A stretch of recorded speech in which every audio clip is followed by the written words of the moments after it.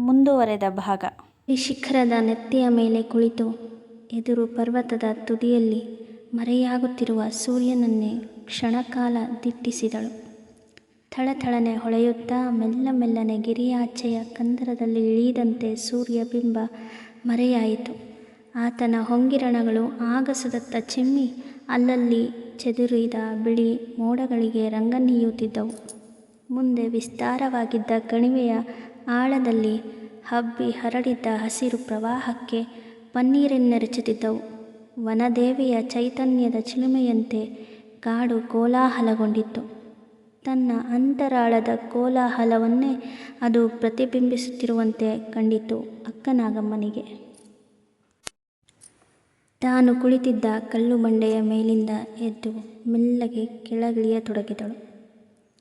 ತುದಿಯಲ್ಲಿ ಮಟ್ಟಸವಾಗಿದ್ದು ಕ್ರಮೇಣ ಇಳಿಜಾರಿನ ಕೆಳಕ್ಕೆ ಇಳಿದು ಬರುತ್ತಿದ್ದ ಆ ಬಂಡೆಯನ್ನು ಇಳಿಯುತ್ತಿದ್ದಂತೆಯೇ ಎದುರಿಗೆ ಕಾಳವ್ವೆ ಬರುತ್ತಿರುವುದು ಕಾಣಿಸಿತು.